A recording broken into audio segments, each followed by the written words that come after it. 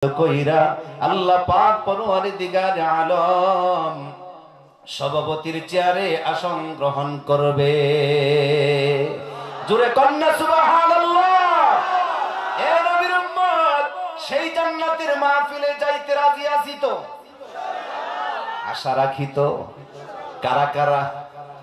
মাঝখানে কি বন্যার পানি আইছিন? তে হাঁটতে গেছে কই? মাশাআল্লাহ, হাঁটটি লারা চারা দেন। মাশাআল্লাহ, জান্নাতের বাগান। হাঁটটি মুট দেন, খুলেন। মাশাআল্লাহ, দেখেন গোলাপের মতন ফুটতেছে আর খুলতেছে। আল্লাহ হাতগুলি কবুল করেন, বলেন আমিন। মনটা চাইতো ইনশাআল্লাহ দারুস সালামের মাঠের মাহফিলে অংশগ্রহণ করতে? দিলটা চাইতো ইনশাআল্লাহ? যাইতে রাজি আছি তো ইনশাআল্লাহ? হ্যাঁ, এবার আল্লাহ তাআলা ৭০,০০০ নূরের পর্দা দিয়া শরীরটা আবৃত কইরা প্রধান চেয়ারে আইসা, সভাপতির চেয়ারে আইসা আসন গ্রহণ করবে। চিল্লায় কন্যা সুবহানাল্লাহ। এ নবীর উম্মতের দল আল্লাহ পাক পরওয়ারদিগার আলম ডাক দিয়া বলবেন, আজকের এই মাহফিলে আমি আল্লাহ তাআলা কোন পয়গম্বরকে কথা বলার পারমিশন দিব না। আজকে শুধু উলামায়ে কেরাম শুধু কথা বলতে পারবে। জোরে কন্যা সুবহানাল্লাহ। এ নবীর উম্মতের দল সভাপতির আসন অলংকৃত করে আসন গ্রহণ করেন। আমার আল্লাহ তাআলা মেশকে আম্বরের স্তূপ থেকে মেশকে আম্বর ছিটাইয়া, গোলাপ জলের মতো ছিটাইয়া সকল জান্নাতীদেরকে মুখরিত করে দিবে। মেশকে আম্বর দিয়া ছিটাইয়া দারুস সালামের মাহফিলে, জান্নাতি বান্দাদের মাহফিলে ছিটাইয়া স্তূপটা ভেঙে দেওয়া হবে। সমস্ত জান্নাতীদের নাকের ভিতরে এমন ঘ্রাণ আসবে রে, যে ঘ্রাণ দুনিয়ার জমিনে থাকতেও শোনে নাই, জীবনে কোনোদিন উপভোগ করে না। এ নবীর উম্মতের দল আল্লাহ পাক সভাপতির আসন গ্রহণ করার পরে এবার ডাক দিয়া বলবেন, ও জান্নাতীরা, আমি মাহফিল শুরু করতে চাই। তোমরা কি বলো? আজকে আদম সফিউল্লাহ থেকে শুরু করে কোন পয়গম্বর কথা বলার পারমিশন দেই নাই, দিব না। কেউ কথা বলতে পারবে না। শুধুমাত্র কেবলমাত্র আজকে এই জান্নাতের মাহফিলে কথা বলবো আমি আর আমার বন্ধু পেয়ারা নবীর উম্মতের উলামায়ে কেরাম। তাহলে বোঝা গেল আলেমদের দৌড় শুধু মসজিদ পর্যন্তই নয়, জান্নাতেও নেতৃত্ব দিব। ঠিক কিনা? উলামায়ে কেরাম কিছু কিছু ব্যক্তিবর্গ মনে করে যে আলেমদের নেতৃত্ব সোনার বাংলার জমিনে হবে না। আলেমদের নেতৃত্ব ছাড়া সোনার বাংলার জমিনে শান্তিরও আশা করা যায় না। ঠিক কিনা বলে? আলেমরা যদি নেতৃত্ব না দেয়, এই সোনার বাংলায় শুধু সোনার বাংলার নাম থাকবে, সোনার মানুষে পরিণত করতে পারবে না। কথা বলেন ঠিক কিনা? আমরা দেখেছি, নৌকা দেখেছি, নাঙ্গল দেখেছি, ধানের শীষ দেখেছি। এই মুসলমান, আর আমরা এই দানাই ফানাই দেখতে চাই না। আগামী দিন দেখতে চাই টুপি দাড়িওয়ালার বাংলাদেশ, কোরআনের বাংলাদেশ। কথা বলেন ঠিক কিনা? সংসদে একটা বারের জন্য আল্লাহর কোরআনকে পাঠায় দেখো, নামে নামেই সোনার বাংলার জমিন নয়, এই দেশটা সোনার মানুষে পরিণত হয়ে যাবে। কথা বলেন ঠিক কিনা? কিছু কিছু মগার দলে মনে করে হুজুরার মাথায় গেল আছে, হুজুরা বুঝি দেশ চালাইতে পারবো। আরে ভাই, শুধু উলামায়ে কেরাম মসজিদ পর্যন্ত নয়, সংসদে যদি তারা নির্বাচিত হয়, আল্লাহর কোরআন দিয়ে দেশ শাসন করলে মদিনার ইসলাম প্রতিষ্ঠিত হয়ে যাবে। ঠিক কিনা বলেন? আমার যুবক ভাইরা, বৃদ্ধ বাবাজিরা, পর্দার আড়ালের মা, গভীর মনোযোগ। আল্লাহ তাআলা ডাক দিয়া বলবেন, আজকে কেউ কথা বলতে পারবে না। আমি আল্লাহ তাআলা কথা বলবো। আমার বন্ধু জনাবে মুহাম্মদুর রাসূলুল্লাহ মুখটা বইরা বইরা কোন সাল্লাল্লাহু আলাইহি ওয়াসাল্লাম। আমার উম্মতের উলামায়ে কেরামরা শুধু কথা বলবে, এ নবীর উম্মতের দল, আল্লাহ তাআলা ডাক দিয়া বলবেন আমি মাহফিল শুরু করতে চাই। আপনারা কি বলেন? জান্নাতীরা ডাক দিয়া বলবেন প্রধান অতিথি, বিশেষ অতিথি সকলে বলবেন আল্লাহ। জান্নাতি সকল বান্দারা ডাক দিয়া বলবেন মালিক মাহফিল শুরু করেন গো, মাহফিল শুরু করেন। আল্লাহ পাক পরওয়ারদিগার আলাম ডাক দিয়া বলবেন মাহফিলের শুরুতে আমি আমার কালাম দিয়ে তেলাওয়াতের মধ্য দিয়ে শুরু করতে চাই। আমাদের দেশে তো মিটিং মিছিল শুরু করে গান বাদ্য দিয়া, কথা কয় না, কি দিয়া? গান বাদ্য দিয়া মিটিং শুরু করে।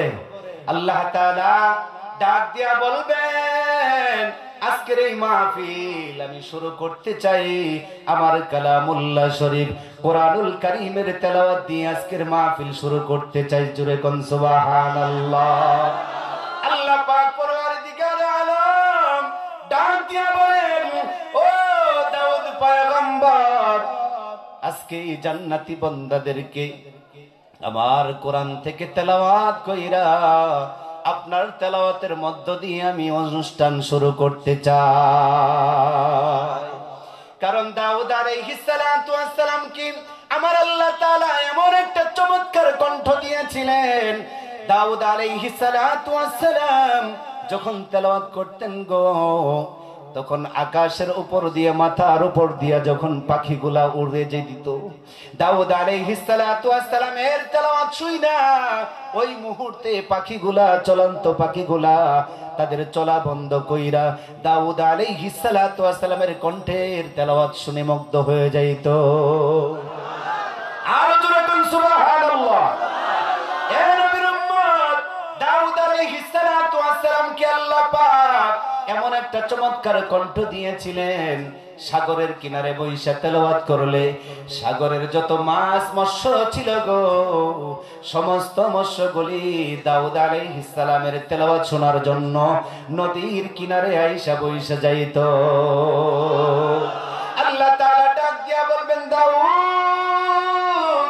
আমার কোরআন থেকে আপনি তেলাওয়াত কইরা জান্নাতি বান্দাদেরকে শোনাইয়া দেন। প্রশ্ন জাগতে পারে হুজুর দাউদ আলাইহিস সালাতু ওয়াস সালামের জামানায় আল্লাহ পাক তো কোরআন নাজিল করে নাই, তাহলে দাউদ আলাইহিস সালাতু ওয়াস সালাম কেমনে কইরা আমাদের কোরআন তেলাওয়াত করে শোনাইবে? উত্তর হলো দাউদ আলাইহিস সালাতু ওয়াস সালামকে আমার আল্লাহ তাআলা যখন বলবেন দাউদ আমার কালাম থেকে, আমার কোরআনে হাকিম থেকে আপনি তেলাওয়াত করে আমার জান্নাতি বান্দাদেরকে শোনায়া দেন, বলতে দেরি হবে। দাউদ আলাইহিস সালাতু ওয়াস সালাম 30 পারা কোরআনের হাফেজ হইতে দেরি হবে না। ইন্নামা আমরুহু ইযা আরাদা শাইআন আন ইয়াকুলা লাহু কুন ফায়াকুন। فسبحان الذي بيده ملكوت كل شيء وإليه ترجعون।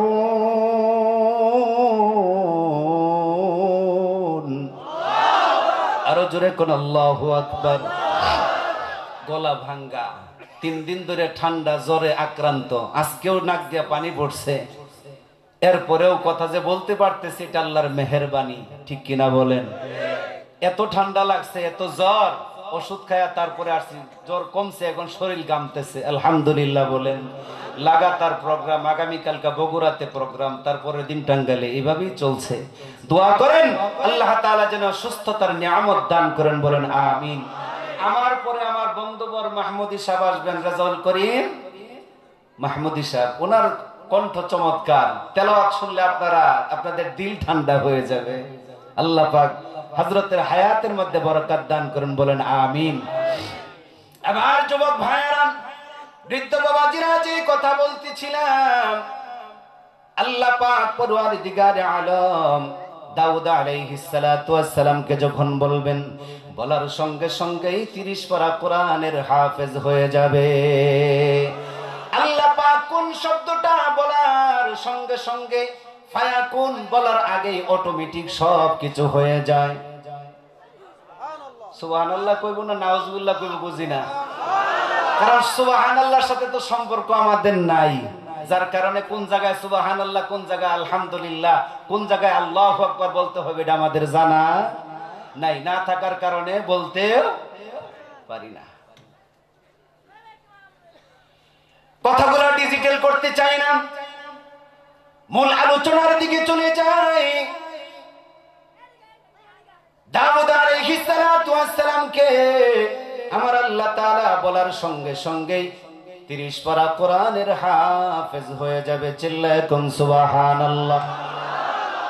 এবার দাউদ আলাইহিস সালাতু ওয়াস সালামের কণ্ঠে সূরাতুল মুজাম্মিল তেলাওয়াত করে জান্নাতি বান্দাদেরকে, দারুস সালামের শ্রোতাদেরকে, বাবা আদম আলাইহিস সালাতু ওয়াস সালাম থেকে ঈসা রূহুল্লাহ পর্যন্ত সকল পয়গম্বর, সকল জান্নাতীদেরকে তেলাওয়াত করে শোনাইবে। কিতাবের মধ্যে আসছে দাউদ আলাইহিস সালাতু ওয়াস সালামের কণ্ঠ থেকে 70 প্রকারের সুর ভেসে আসবে। আরো জোরে কন্যা, আর একটু জোরে কোন সুবহানাল্লাহ। দাউদ আলাইহিস সালাতু ওয়াস সালামের কণ্ঠে কত প্রকারের সুর ভেসে আসবে? 70 প্রকারের সুর ভেসে আসবে। এই তেলাওয়াত শুনে জান্নাতি বান্দাগুলা শত শত বছর বেহুশ হইয়া উন্মাদনার মতন তেলাওয়াত শুইনা মাতাল হয়ে যাবে। আমার আল্লাহ তাআলা জান্নাতীদেরকে ডাক দিয়া বলবে, ও জান্নাতি বান্দা বান্দি, দাউদ আলাইহিস সালাতু ওয়াস সালামের কণ্ঠের তেলাওয়াত শুইনা এমনি তোমরা উন্মাদনা হয়ে গেছো, মাতালের মতো হয়ে গেছো, শত শত বছর পারি দিচ্ছ। এ জান্নাতীরা এর চাইতেও আরো সুন্দর কণ্ঠে আমার তেলাওয়াত শুনতে রাজি নি। সকল জান্নাতীরা ডাক দিয়া বলবে, মালিক, দাউদ আলাইহিস সালাতু ওয়াস সালামের চাইতেও বুঝি আরো সুন্দর কণ্ঠ আছে বুঝি। আমার আল্লাহ তাআলা ডাক দিয়া বলবেন, ও জান্নাতীরা, আমি যার কাছে দুনিয়ার জমিনে কোরআন নাজিল করেছিলাম, আমি যার কাছে আমার কোরআন নাজিল করেছিলাম, যে কোরআনের জন্য আমার পয়গম্বরকে মার খাইতে হয়েছে, যে কোরআনের জন্য আমার পয়গম্বরের দান শহীদ করে দেওয়া হয়েছে, আমার পয়গম্বরের শরীরে দুনিয়ার জমিনে আমি মশা মাছি বসা হারাম করে দিয়েছিলাম, সেই শরীর থেকে এই কোরআনের জন্য রক্ত জড়াইতে হয়েছে। এ জান্নাতি বান্দা বান্দি, যে কোরআনের জন্য আমার পয়গম্বর মক্কা থেকে মদিনায় হিজরত করা লাগছে, মার দেশ ত্যাগ করে মদিনায় যাওয়া লাগছে রে, যে পয়গম্বরের কাছে আমি আমার কালাম নাজিল করেছিলাম, সেই পয়গম্বরের কণ্ঠে তেলাওয়াত শুনতে রাজি নি। সকল জান্নাতীরা ডাক দিয়ে বলবে, আল্লাহ, পয়গম্বরের কণ্ঠে আপনার কালাম শুনতে আমরা রাজি। আল্লাহ তাআলা ডাক দিয়া বলবেন, হাবিব, ও বন্ধু আমার, আপনার কাছে আমার কোরআন পাঠিয়েছিলাম, যে কোরআনের জন্য আপনি মারি খেয়েছেন, যে কোরআনের জন্য শরীর থেকে রক্ত জড়াইছি, যে কোরআনের জন্য দেশ ত্যাগ করা হয়েছে, যে কোরআনের জন্য যুদ্ধের ময়দানে অংশগ্রহণ করা লাগছে, যে ইসলামের জন্য আপনাকে যুদ্ধের ময়দানে মোকাবেলা করা লাগছে, সেই কালাম আপনার জবান দিয়া আপনার উম্মত সহ সকল জান্নাতীদেরকে আপনার কণ্ঠে তেলাওয়াত করে শোনায়া দেন। কিতাবের মধ্যে আসছে, নবীর উম্মত দাউদ আলাইহিস সালাতু ওয়াস সালামের কণ্ঠ 70 প্রকারের কণ্ঠ বেশি আসবে। আল্লাহর পয়গম্বর সূরাতুল ইয়াসিন তেলাওয়াত করে শোনাইবে। আরো জোরে কন্না সুবহানাল্লাহ। প্যারা নবী, দরদের নবী, মায়ের নবী সূরাতুল ইয়াসিন তেলাওয়াত করবে। দাউদ আলাইহিস সালাতু ওয়াস সালামের কণ্ঠের চাইতে হাজার হাজার হাজার হাজার গুণ পয়গম্বরের কণ্ঠের সুদা আরো বেশি। তেলাওয়াত শুনতে শুনতে শুনতে শুনতে একদিন 2 দিন নয়, 3 দিন নয়, শত শত শত শত বছর জান্নাতি বান্দাগুলা এরকম ভাবে লাফাইতে থাকবে, দিশাহারা হয়ে যাবে। আল্লাহর পয়গম্বর তেলাওয়াত করবে ইয়াসিন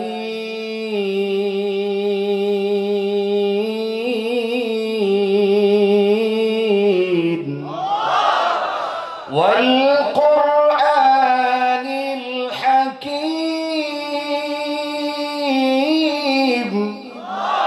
আরে ভাই, কণ্ঠ তো আমার বক্তাদের কণ্ঠটা তক্তা হয়ে গেছে। আমাদের কণ্ঠের চাইতে যেটা আন্তর্জাতিক কারি আছে তাদের কণ্ঠে তেলাওয়াত কত মধুর না লাগে, ঠিক কিনা বলেন? দুনিয়ার মানুষের কণ্ঠ শুনি না মানুষ আফসোস করে, কত সুন্দর কণ্ঠ, কত সুন্দর তেলাওয়াত। আল্লাহর পয়গম্বরের তেলাওয়াত শুনি না মানুষগুলা শত শত শত শত বছর পাড়ি দিতে থাকবে। দারুস সালামের মাঠের অবস্থাটা এমন হবে, আল্লাহ তাআলা জান্নাতি বান্দাদের উন্মাদনা দেখা আল্লাহ তাআলা ডাক দিয়া বলবেন, ও জান্নাতি বান্দা বান্দিরা, আমার পয়গম্বরের কণ্ঠে সূরাতুল ইয়াসিন তেলাওয়াত শুনেছো, দাউদ নবীর কণ্ঠে সূরাতুল মুজাম্মিল তেলাওয়াত শুনেছো, এর চাইতে আরো সুমধুর কণ্ঠের তেলাওয়াত শুনতে চাও কি চাও না? সকল জান্নাতীরা এক কণ্ঠ মিলাইয়া এক বাক্যে ডাক দিয়া বলবেন, ওগো মালিক, পয়গম্বরের চাইতেও বুঝি আরো সুন্দর কণ্ঠ আছে। আমার আল্লাহ তাআলা ডাক দিয়া বলবেন, এ জান্নাতি বান্দা বান্দিরা, এর চাইতে কণ্ঠ বলতে আমি আল্লাহ তাআলা কোরআন নাজিল করেছিলাম আমার হাবিবের কাছে, আমার বন্ধুর কাছে। দুনিয়ার জমিনে থাকতেন আব্দুল করিম, আব্দুর রহিম, আব্দুল সাত্তারের কণ্ঠ শুই না চোখের পানি ছেড়েছিলে, আফসোস করেছিলে, আহারে কি সমধুর কণ্ঠ, তেলাওয়াত শুই না আফসোস করেছিলে। আমি আল্লাহ তাআলা আমার কালাম নাজিল করেছিলাম। এ জান্নাতি বান্দা বান্দিরা, আজকে আমি আল্লাহ তাআলার কণ্ঠে তোমরা তেলাওয়াত শুনতে রাজি আছনি? এ নবীর উম্মত, আল্লাহ তাআলার কণ্ঠটা কেমন হবে এইটা এই জায়গায় বৈশা আপনাদেরকে তেলাওয়াত কইরা বয়ান কইরা বোঝানো সম্ভব? কথা কয় না। আমার কণ্ঠটা দিয়েছেন কে? আরে জোরে কন্যা কে? আপনাকে কথা বলার ক্ষমতা দিয়েছেন কে? বেশি দূরে নয়, আল্লাহ তাআলার তেলাওয়াত কেমন হবে, কেমন চমৎকার, উদাহরণ তো চলেই না, চলতেও পারে না। বোঝানোর জন্য আপনাদেরকে শুধুমাত্র একটা উদাহরণ দেওয়ার জন্য অল্প সময়ের ভিতরে খারাপ লাগতেছে, খারাপ লাগতেছে। আর কিছুক্ষণ চলবে তো। আমি যে আয়াত 4খানা তেলাওয়াত করেছি সেই আয়াতের অধীনেই কথা বলছি এবং শেষ পর্যন্ত আলোচনাটা শেষ করার জন্য চেষ্টা করব ইনশাআল্লাহ। থাকবেন না বাগবেন? কারা কারা বাগবেন? একজন বাগবে, বুঝেন নাই? নতুন, আল্লাহ বুঝার তৌফিক দান করুন। এ নবীর উম্মতের দল, এরশাদ চাচার আমলের কথা বলছি। আল্লাহ তাআলার তেলাওয়াতের মান হবে না, উদাহরণ স্বরূপ বুঝাইতেছি বাস্তব জীবনের কথা। এরশাদের আমলে, এরশাদ চাচার আমলে গোটা বিশ্বকে নিয়ে আমেরিকায় একটা কনফারেন্স হয়েছিল, কোরআন তেলাওয়াতের প্রতিযোগিতার কনফারেন্স হয়েছিল। সেই জায়গায় গোটা বিশ্বের প্রথম 1 জন 2 জন কইরা মনীষীদেরকে দাওয়াত করা হয়েছিল। আমার সোনার বাংলার জমিন থেকেও বাইতুল মুকাররম জাতীয় মসজিদের খতিব মরহুম আল্লামা উবাইদুল হক রহমাতুল্লাহি আলাইহিকেও দাওয়াত করা হয়েছিল। সেই আমেরিকার কোরআনের কনফারেন্সে মাহফিলে আল্লাহর বান্দা অ্যাটেন্ড করেছিল। জোরে কোন সুবহানাল্লাহ। গোটা বিশ্বের যত ধর্ম আছে সমস্ত ধর্মের গুরুরা তেলাওয়াত করে যার যার ধর্মের কিতাব তেলাওয়াত কইরা শোনাবে। ঘটনাটা এমন ছিল, কার কার ধর্মের কিতাবের তাফসীর কেমন, তার রিঅ্যাকশন কেমন, এটা শুনতে চেয়েছিল কাফেররা। মুসলমানের ধর্মের গ্রন্থের নাম কি? আরে কয় না জোরে, মহাগ্রন্থ আল কুরআন।